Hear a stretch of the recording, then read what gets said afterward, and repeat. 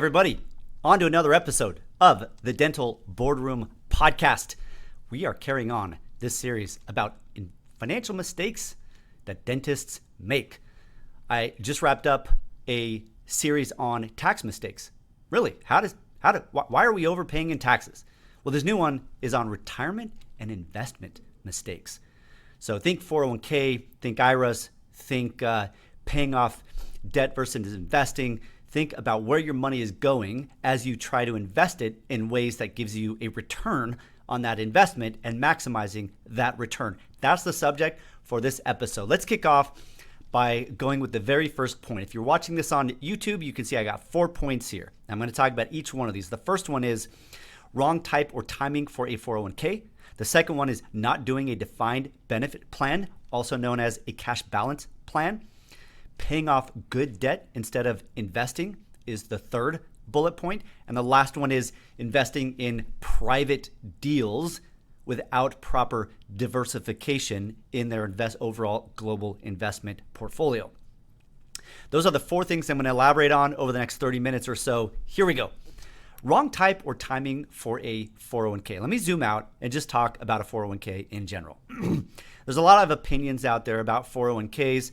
There are people who are supportive. There are people who believe they're a big scam and everything in between. Let me share my thoughts and findings being in the real world of helping dentists save in tax dollars every year and prepare for financial independence. As you know, at Practice CFO, I started this firm first and foremost as a wealth management firm. I'm trying to drive a good life for dentists. And how do you define that life and attach price tags to the things that authored life design is going to require? And then using the CPA arm, which I bolted on a year after I started the business in order for me to have better x-rays financially to give that sort of financial planning advice.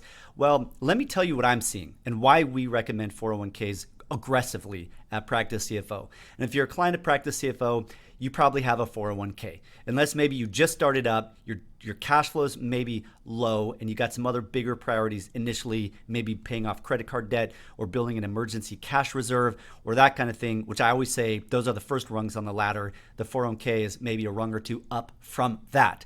But once you get there, the 401k is an absolute beauty, and I'll tell you why. As you grow your income and your cash flow, guess what else grows? Your tax bill. And the tax bill isn't flat. Your tax payments aren't a flat percentage of your taxable income. As you know, we have a progressive tax system. And a progressive tax system means not only as your income goes up, do you pay more dollars of that income to the IRS, you pay a higher percent of your dollars relative to that income to the IRS. So if your taxable income is $100,000, you might pay, and I'm going to say federal and state here combined, and I'm going to assume, let's say a 5% state tax rate. California is closer to 10, New York's higher, some are 0. I'm going to use a 5% tax rate. And if you're at $100,000, you're probably only paying, honestly, income tax. I'm not talking about FICA tax here. I'm talking about income tax. You're probably paying around, I don't know, $10,000 in income taxes. And if you have kids and you're married and your spouse doesn't have income, you might be all the way down to 0 once you factor in the deductions for having kids and the child tax credit and whatnot. You might be paying 0. If you're single with no kids, filing as a single taxpayer, and you're making $100,000, yeah, you're probably going to pay $10,000 to $15,000 in taxes. So let's say that's 10%. Let's say it's 10%. That's $10,000 of $100,000, 10%. Well, once your taxable income gets up to, let's say, I'm going to use an extreme example, you get up to $1 million. I mean, it's not so extreme that I don't see it because I do. A well-run practice with a really good business-minded doctor has the ability to take home $1 million a year. But let's say $1 million. Well, guess what your tax rate is going to be? And I call it your effective tax rate, which is how much you pay divided by that $1 million of taxable income. Now, I'm not talking collections. I'm not even talking sort of bottom line cash flow in your practice. I'm talking about what translates from your practice over to your 1040 tax return, including whatever a spouse makes, and adding that up That's after overhead. That's after depreciation. It's after all of that. What's left, that's your taxable income. Are you looking to buy or sell a dental practice? If you're a seller, how do you find a strong list of potential buyers?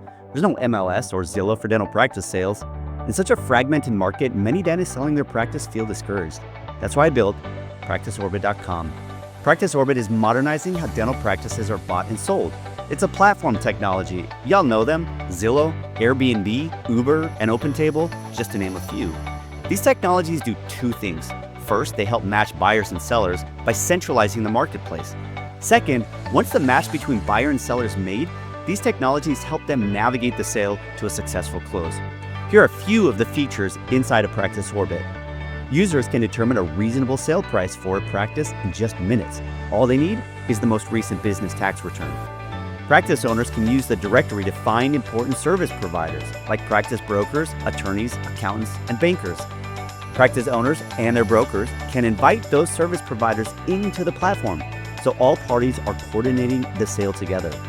Practice owners will have a beautiful digital listing of their practice, like a home on Redfin.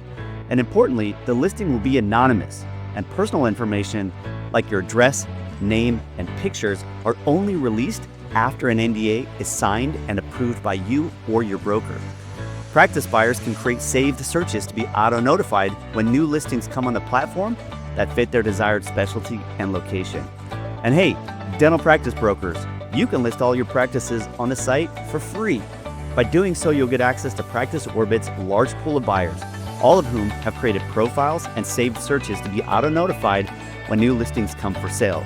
You can use the platform to introduce your listings to a targeted set of buyers. Additionally, and optionally, you can use the platform tools such as a built-in NDA, a customizable LOI, and a workflow tool to navigate the sale from LOI to closing. In fact, you can manage all your listings on the system from listing the practice to NDA to LOI and finally to closing the deal. Create your free account today at www.practiceorbit.com.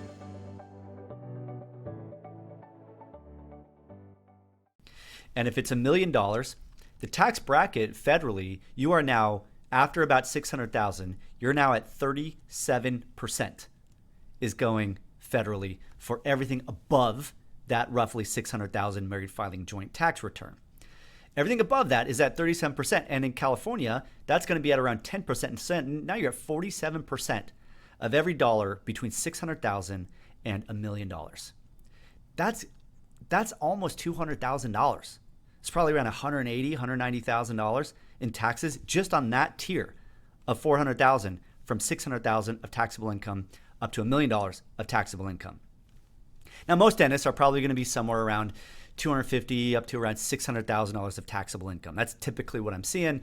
A good doctor is pulling in around $400,000 to $500,000 in taxable income on their tax return, where it specifically says taxable income on there, which is your income from W-2s and K-1s plus interest or dividends, less your itemized deductions, less qualified business income deductions, less, all that stuff.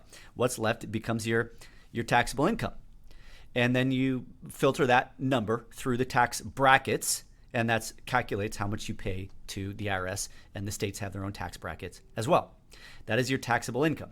And so if your taxable income is, say, $500,000, you're not quite in the highest tax bracket yet. You're close to around 35% as opposed to 37%, but you're up there. And in California, once you're making like $90,000, you're already near the top tax bracket as well. And so it gets very expensive there. So that, going back to my main concept here, is if you're making $100,000, you're probably paying 10% of that $100,000 is going to taxes. If you're making $1 million, it's probably closer to about 32% of your million is going to taxes. So it's not like just 10% at $100,000 and 10% at $1 million, 10,000, 100,000 respectively. No, it's going to be like 10,000 for the $100,000 taxable income doctor versus probably around $320,000 for the $1 million taxable income. Going from paying $10,000 in taxes to $320,000 taxes, you see how that steps up dramatically, not just because of the higher taxable income, but because the effective tax rate, the percent, goes up as well. And that's called a progressive tax system, and that's the system we have. And it's based off the economic concept of what's called the marginal utility of the dollar, which means that as a person earns more money, the value of that next dollar becomes less valuable to them. The value goes down with every new incremental dollar because your first, let's say, $20,000 is going just to put food on the table and ideally a roof over your head, period. That's a lot of value.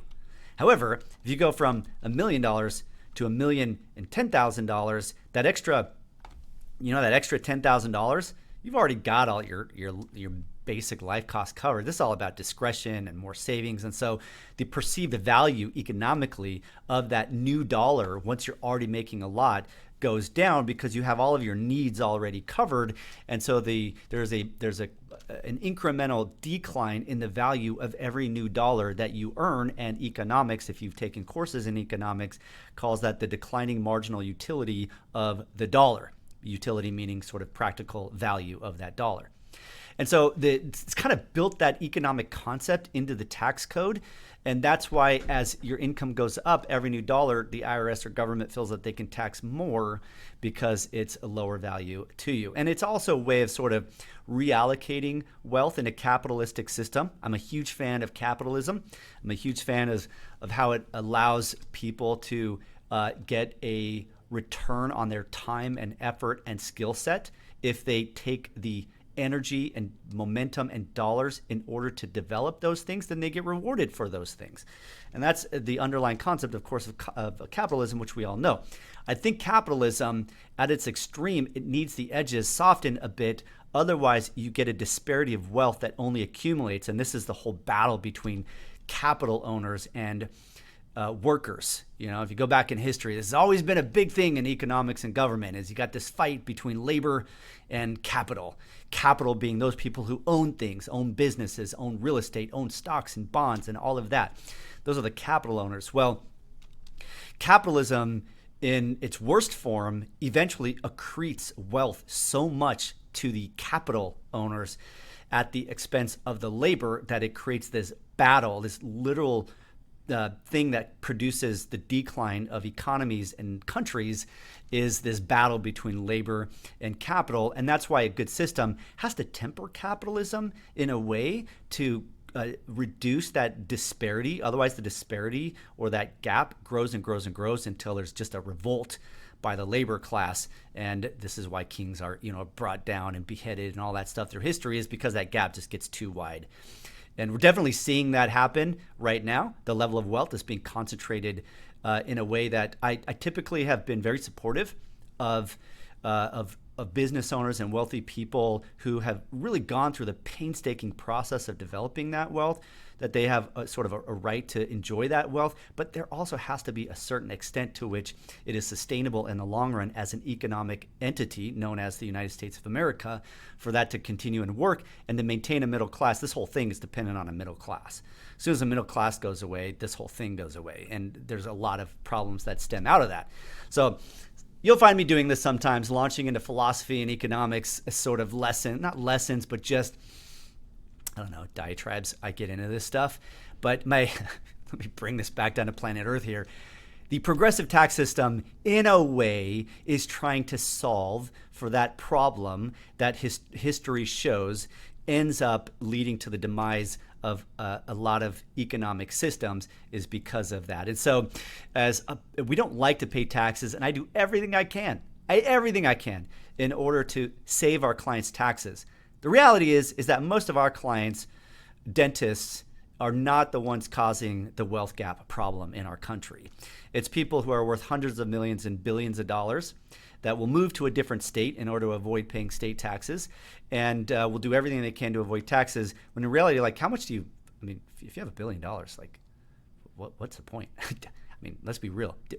You couldn't, if you tried, you couldn't spend your money fast enough. And so I'm not saying that we should go and take all their money by any stretch, but I am saying that there is a rationale to a progressive tax code as opposed to just a flat tax code to make the whole system work. Capitalism, not sort of tempered, can lead to problems. And so the progressive tax code is helping mitigate that a little bit. But our clients aren't the ones who are in the billions of dollar category or the hundreds of million dollar category. So I fight really hard to get tax deductions down. And the 401k is one way to do that. The 401k is one way to do that. And let me explain why. In a dental office, a typical dental office is not a business that has a lot of employees. So the ratio of ownership to employees, I can even go back to my term capital and labor. You as dentists own the capital of your business. You're the owners of the business. We literally call these things cap tables, which is how much each owner owns. At my company, I own 70% and I have partners who own the other 30%. That's called the cap table. So you are the capital owner of your business. Your employees are the labor. And you have very few labor relative to owners. A typical dental office might have, 8 to 10 employees, full-time employees. And the 401k that type of business is the sweet spot of a 401k. If you had 30 employees and one owner, now you have so many employees that you're going to have to pay an employer contribution to on that 401k that it erodes the ultimate value that feeds into you as the business owner. So what I always look for when it comes to 401ks is A, do you have the cash flow of at least $70,000 or so in your cash flow to be able to fund a retirement plan? I could maybe even come down to $50,000. But if you can't fund that much, you're not going to fund your own 401k. You're not going to be able to put a spouse and fund their 401k. And if you don't fund your own 401k, what it becomes is not an asset building tool. It becomes an expense on your P&L that lowers your profit margins. I guess the one benefit is that your employees have this benefit, that they see that you're putting in some money for their retirement. Reality is that I've seen most employees just don't appreciate it. They don't see it. It's not money in their pocket today. They can't use it to go buy stuff. See, they don't place the same value on that dollar going into the 401k as they do going into their personal checking account. There are some employees who are really intent on building their retirement savings. I would just say that's the exception, not the norm. In which case, I wouldn't say to set up a 401k as purely a benefit to your staff. I say set up the 401k as a benefit to you with an incidental benefit to your team members. With that point in place, let's look at some numbers on this. If you can, what I tell my doctors is I really like you to be able to set aside $100,000 a year into your savings accounts. And a 401k, if you're under age 50, will let you do that $24,500. And then the overall max contribution that you can fund into a 401k plan is, I believe it's right around $70,000. Yeah, total is $72,000 for 2026. So $24,500 of that $72,000 is your own employee portion out of your W-2 as an employee of your own corporation. That's your employee portion. The other $72,000 less $24,500, what is that, 48,000 or so? That amount goes in a second tier of the 401k called the Safe Harbor Profit Share. There are actually two tiers. The Safe Harbor is one, and you have to do the Safe Harbor in order for you to fund your $24,500. And then the Profit Share is elective. If you're going to do this and fund your $24,500, you have to fund the Safe Harbor, which is typically 3% of eligible employee wages. 3%. You can do a match if you want. And I will, in different podcasts, I'll go into when to do a match versus an automatic 3% on that Safe Harbor. That's for a different podcast. But just know there's a little bit amount you got to fund there for your team in order for you to fund the $24,500. Then if you have more cash surplus, then you go into this third category called profit share. So you have elected deferrals, that's your employee contribution. You got the Safe Harbor, which is the small amount you got to do for your team in order for you to do your elected deferrals. And then you have the third category, which is profit share. Totally elective. You don't have to do it. And if your cash balance is sufficient at the end of the year, you can go and drop some money into that profit share. But with that profit share, you can get all the way up to $72,000. If you're older than age 50, you're able to fund an additional $8,000 in there. And if you're between the age of 60 and 63, an additional $3,250 on top of that $8,000. So that's called catch-up contributions. But overall, I want to see at least 70%. I'm okay if it goes down to maybe 65, but I prefer 70% of every dollar coming out of your pocket into the 401k plan for you, spouse, staff. Do you ever feel lost in your practice finances? And how about your personal finances? Ever wonder where your hard-earned money goes and why you're not seeing the financial progress you worked so hard for? If so, listen up. As a dental CPA and financial planner, I've created our company, Practice CFO, just for you. With almost 2 decades of experience, Practice CFO integrates great CPA services like accounting and tax with customized financial planning, both business and personal. Think of it this way. Our dental-focused CPA services give us the x-rays we need to clinically plan your global finances and be effective financial planners. It's a highly customized approach we call the CFO model. Historically, having a CFO or Chief Financial Officer was an advantage of large corporations only. But today, Practice CFO gives that same advantage to private dental practice owners. As a client of Practice CFO, you'll be assigned one of our dedicated CFO advisors. You'll receive insightful financial reports each month, have regular financial review meetings, reduce taxes, grow your wealth, and feel more in charge of your numbers. Because we believe that in the competitive landscape of dental practice ownership today, you have to be an effective business owner, not just a capable clinician. Reach out to learn more at www.practicecfo.com. Is going to you and your spouse, 70%. If that's true, and let's say you $100,000 comes out of pocket and $70,000 goes to you and possibly a spouse, $70,000, and I'll discuss at a different point whether or not or when to put a spouse on payroll. Primarily if you have cash flow and your spouse is not funding a 401k outside in a different business, it's a great idea to put them on payroll up to an amount needed, around $26,000 to fund their elected deferrals. But if you get them, if you have $70,000 or more coming out of your pocket that's going to you, and $30,000 or less going to your team, it becomes a very good thing because 100% of it is tax deductible, unless you elect the Roth portion of your elected deferrals. Then it's not entirely 100% tax deductible. I talked about this in my last podcast episode, but you get to deduct $100,000. If your federal and marginal tax rate is 40%, you just save $40,000. So here's the benefit. You save $40,000, $30,000 of that went to pay your team. So you could essentially say the IRS funded your employer contribution to your team. You're left over with a net $10,000 tax benefit that you don't have to pay the IRS of $10,000. And now you got $100,000, or you got $70,000 in this case. $30,000 went to the team. $100,000 is going to grow tax-free for a long time, compounded. It's a beautiful thing. And yes, every year you've got to pay a couple $1,000s to a third-party administrator to make sure it's compliant with Department of Labor and IRS testing that other types of investment accounts like IRAs and brokerages don't have to pay. 401ks are unique that way. But even paying, let's say, $3,000 a year for 401k administrative costs, even then, you're still coming out positive. Now, a lot of these 401ks, it's 80% plus goes to the doctor.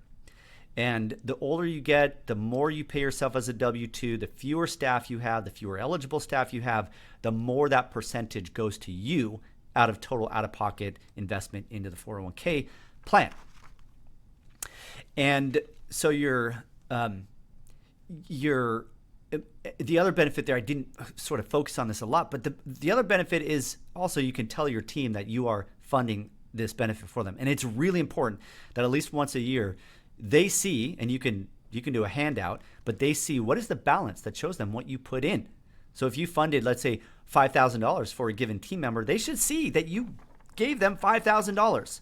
If they don't see it, it's like it never existed. If they see it on paper or on a screen, it becomes more real to them. So you got to make that visible so they feel the benefit. And then if you have a really good hygienist who's being offered a higher pay somewhere else, but that somewhere else doesn't offer the same type of employer contribution to the 401k, now you have another reason for them to stay. Okay, so that's the 401k plan. Huge fan of the 401k plan. Rest assured at Practice CFO, if you're a client of Practice CFO, we're not going to force a 401k plan. It has to be at the right time in the life cycle of your practice before plugging that in, because as much as I love it, there may be other priorities first. All right, now let's say you're a little bit older, you're really cranking it. You've got a strong cash flow, and you've likely paid down most or all of your practice debt. And maybe you have a home debt paid off, so you don't need as much money there on the personal front. Maybe your kids are out of the house, so you have less of a personal overhang financially, and you've just got a lot more surplus in the practice. And because of this, you're probably paying a lot more in taxes now. A lot more in taxes. So if that's the case, the defined benefit plan, which is a type of cash balance plan, a defined benefit plan suddenly and dramatically increases the allowable contribution into your retirement plan and get a 100% tax deduction for it. And it's very different than a 401k plan.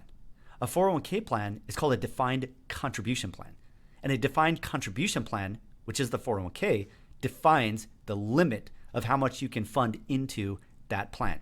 And I named off those limits, $24,500 for if you're under age 50. If you're older than 50, there's a catch-up contribution. And then the safe harbor profit share elements have limits. And the most you can do if you're under 50 is $72,000 a year. If you're older than 50, it can end up being $83,250 if you add on the catch-up contributions. But that's it. That's it. You cannot go above that, no matter what. There's something called a mega 401k contribution, which I'm not going to get into because it just doesn't apply for most dentists. So I'm going to ignore that. But that's the max. The defined benefit plan is different. It doesn't define how much you can put in a given year. It doesn't define that. What it defines is how much what you do put in can turn into later on as a benefit when you retire and start pulling from that plan, that account, to pay for your personal life expenses. That's a future benefit. So let's say you drop in $200,000 a day in your defined benefit plan. Yes, you can do $200,000 or more.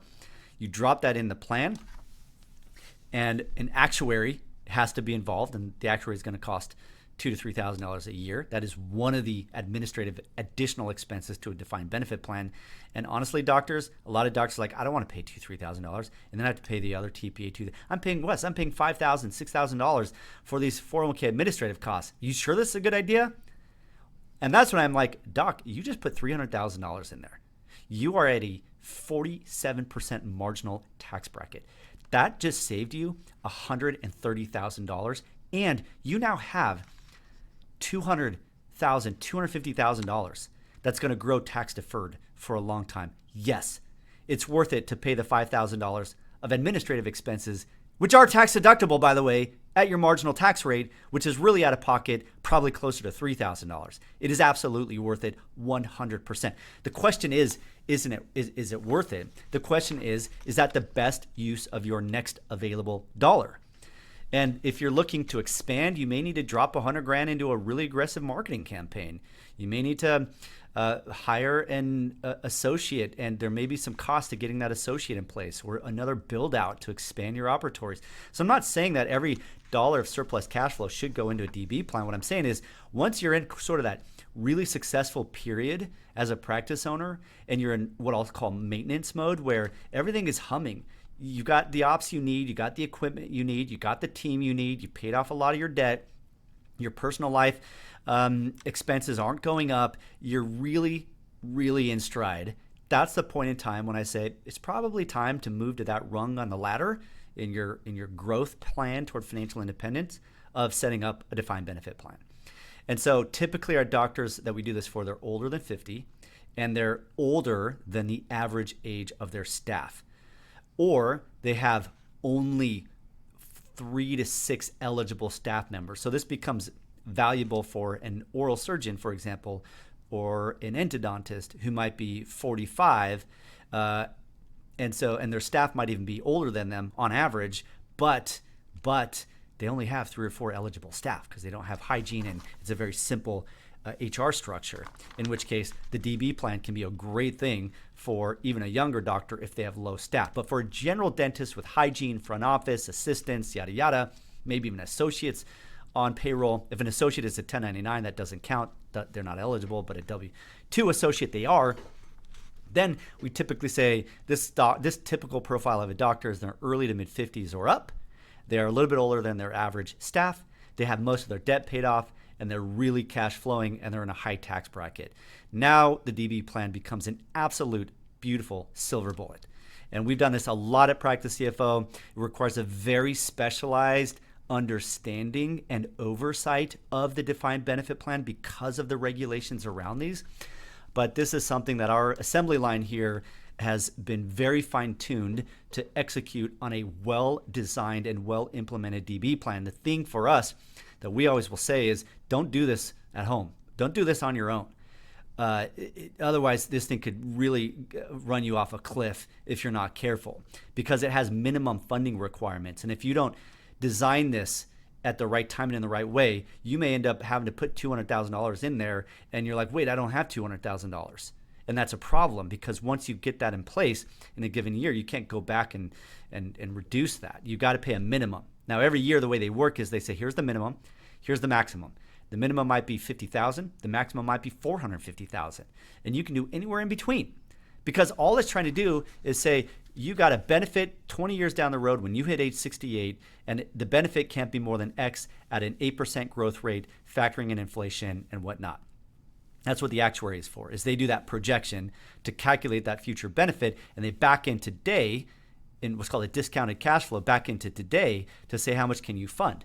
And if you're just starting that DB plan and you're 57 and you've only got roughly 9 years before you hit that benefit age, you're going to be able to fund this thing like crazy. I've literally had doctors put $400,000 a year for a period of years before they got maxed out. Now, once it gets maxed out, you essentially have to turn it off. That's the problem with the DB plan. You hit the benefit max. The 401k, there's no benefit max, there's just a contribution max. So you could fund that 401k safe harbor profit share plan until the day you sell your practice. But the DB plan, you can only fund it until you've maximized that benefit. And every year, based on the returns of that plan and the balance of that plan, you may be able to add a little bit more every year.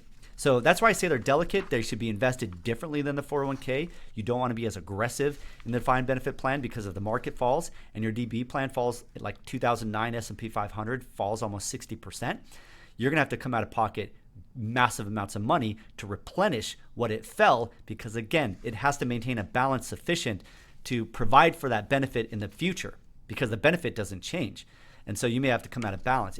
Come out of pocket. And if you get like a phenomenal 30% rate of return for a few years because you randomly select NVIDIA before NVIDIA became what it is today, then that plan could become overfunded, and you actually have to tone it back or even make taxable distributions out of it.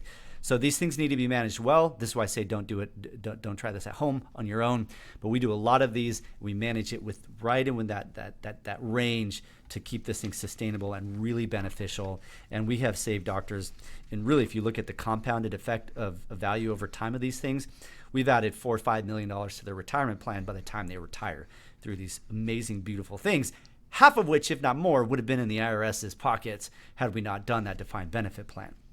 So I love doing those things. So not doing a defined benefit plan when you get to that stage of your life where cash flows are so strong, and then you end up paying so much in taxes, and the mistake is not properly understanding and implementing a defined benefit plan. And there will be a lot of people giving you scare tactics why not to do it. And that's because they don't understand it and they don't have the system in place to oversee it correctly. All right, moving on to the next one, paying off good debt instead of investing. This one's a little more clear of a subject. We have an innate aversion to debt. Most of us do, to debt. We don't like owing somebody else. It's like a form of mental bondage. We don't like it. And so sometimes we get extremely eager to go pay down our debt. And what I have to do is step in and say, hold on, let's understand your debt in context. There's debt that enables you to acquire and grow an asset, and there's debt that enables you to acquire and acquire a a depreciating consumer item. And so a car loses its value. That's a consumer item. Clothes, meals, entertainment, food, all that stuff, that is, they're not assets. They don't go on your personal balance sheet to increase your net worth. They go down in value. And we don't want debt for those things. This is why credit card debt's bad, consumer debts, line of credits used to buy boats, line of credits used to build pools, line of credits to do those things. Those things generally don't add to your asset value. Now, could a pool add to the asset value of the house? Some, but I guarantee you it's not going to be dollar for dollar. Remodels typically don't add the value of the house dollar for dollar, and the remodels usually like 30 to 50%. And so a portion of those are all consumer items because they don't grow your balance sheet. And so I don't like it when doctors want to pay off debt that is low interest and focused on an asset. So practice debt at 4 or 5%, even 6%, that's tax deductible interest. I don't like paying that off. I don't. Unless you come to me and say, Wes, I just cannot sleep at night. And this is more about the most efficient way of increasing my net worth. It's not about that. It's also about me being psychologically comfortable. And I don't like that debt. In which case, at the end of the day, I'm here to educate, give you data, and you make the decision. But I'm going to press pretty hard on that because it's on me. It's on me. This is what I'm hired for, to accelerate your financial independence, give you financial organization, and help you have the resources to define and author your life. And so what I want to do is I don't want to pay off a 4.5%, 5% tax deductible debt. I want to set up that 401k first, because now I am going to put money into something that's going to give me a tax deduction. And guess what? When you pay off debt, you don't get a single dollar of tax deduction for the principal reduction. You do a little bit on the interest portion of that debt, but that's not much. That's especially as you go down the life of that loan, the less tax deduction you get on interest because you're paying more to principal, and principal payments are not tax deductible. And so I would much rather you put money in a 401k where let's say you get a 7 to 8% rate of return, where paying off a tax deductible rate of 4% is actually only getting about a 2.5% rate of return.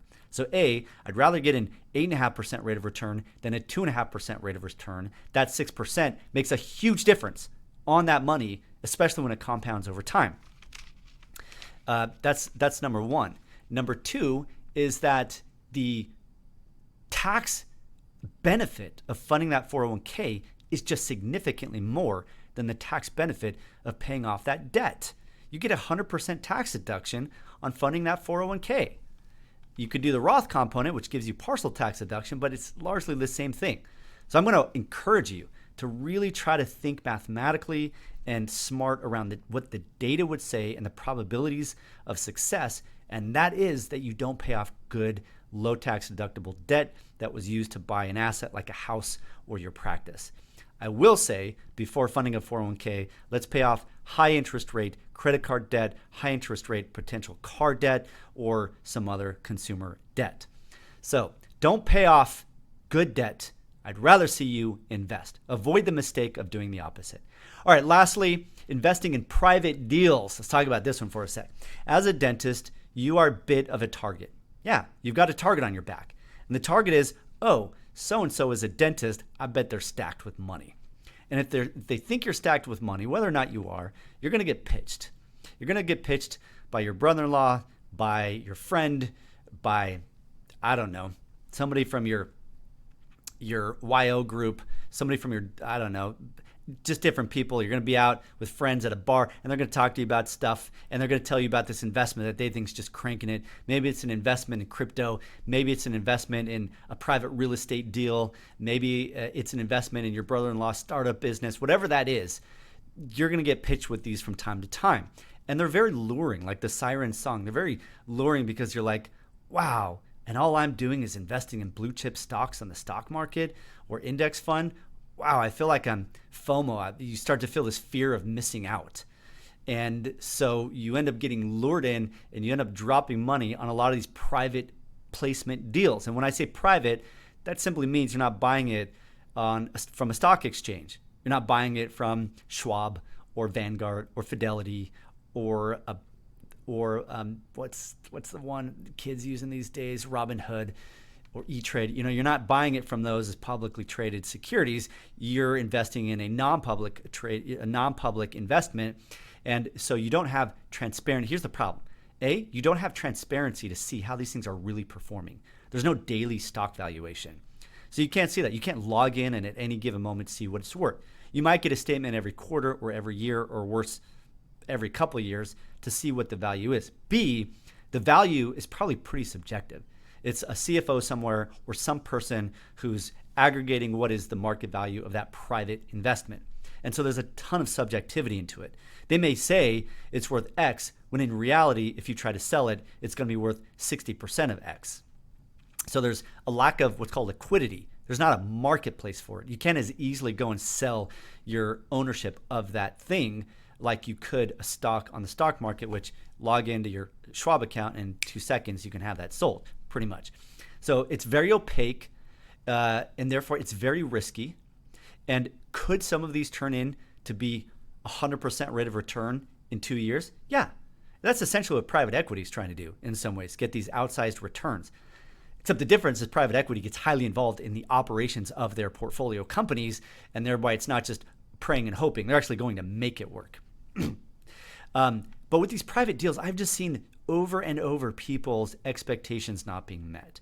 There's a particular one that has gone around a lot with dentists. It's down in Texas, and it involves real estate deals, and it has a very patriotic name. And I can't tell you, I've seen doctors get so frustrated by this. They got super hyped, drank a ton of Kool-Aid, got really excited about it. Some founding doctors said how it just made them a ton of money. And then in reality, if they're making a ton of money, why go and try to sell it? Maybe out of the goodness of their heart, why not keep it a private secret? Why? And so they recruit a ton of dentists into this, and they drop a ton of money into. A lot of doctors are stopping their 401ks, or they're not paying down bad debt, or they're not funding kids' education accounts, or they're not putting money into savings account because they get so pulled into this hype, thinking this is going to be the end-all be-all investment that's their little secret in their life that other people don't know about. And that mentality just sucks a lot of people in. And then what happens is time goes on, they're like, okay, how's it doing? Can you send me something to show me the value? And you don't get it. You get it late. And then when the time comes that some distributions are supposed to be made, they're either not made or they're not made to the same tune. Now, in the beginning, a lot of times they are. But a lot of these things become kiting schemes where new members put money in, and that money ends up being the distribution for existing members, not necessarily a return from income generation from the underlying asset. And that's a problem. And you know who did that? Bernie Madoff. That's how Bernie Madoff accumulated his, $80, $90 billion, was essentially a kiting scheme. Pull from Peter to pay Paul. And it is a classic scheme in different formats that circles around in the financial markets that a lot of these exotic private investments end up being, is just that. And the person who's placing these gets transaction fees and management fees out of this that really sucks the true cash flow dry, and then eventually the thing falls apart. I've seen a lot of doctors lose a lot of money over this, to the tune where they have to delay their retirement 5 to 10 years because of that detrimental mistake. It's a big one. That's a big one. So please be very careful. I'm not saying not to do it. I'm just saying have proper due diligence. Ask other members or investors, how has the return been? Have they actually seen the cash flows from it? What is the reporting going to be like? How consistent is that reporting going to be? Look at their balance sheet. If you say, okay, I'm interested, send me the balance sheet of the fund or the business, you can see how much do they have in cash? What has been the income? And you may not be sort of versed in to analyze a balance sheet and income statement. Should be, if you're a practice owner, at some extent. But if you're not, give it to your CPA or give it to somebody who really knows finance and have them look at it. Is this company a going concern? Which means, is it solvent? Is it look like it's going to continue on? Does it have a good underlying business model concept? And if so, that should be a pretty healthy P&L and balance sheet. But if you just trust what people are saying at these conferences and you go drop $100,000 into this without doing that due diligence, chances are you're probably being a victim of a scheme. And there's a lot of these things out there, a lot of them. So be careful with that. All right, everybody, that is retirement and investment mistakes that dentists make. Going through those, one final wrap up: wrong type or timing for a 401k, not doing a defined benefit plan, paying off good debt instead of investing, and investing in private deals without proper diversification or due diligence. All right, everybody, that wraps up this episode of Mistakes Dentists Make. The next one is going to be business and practice management risks. I'm going to talk about not understanding the true cost of PPOs, not understanding lease terms, partnering without profit split modeling. So partnering with somebody without properly modeling how profits are going to be shared, lacking financial planning and analysis of their P&Ls, not using good KPI and KPI software or team huddles. Those are the things I'm going to focus on. And what I'm going to share with you are real life experiences and stories that I have seen with dentists. And anecdotally, I think you'll find some value in these as I expand on those. So until next time, have a great one.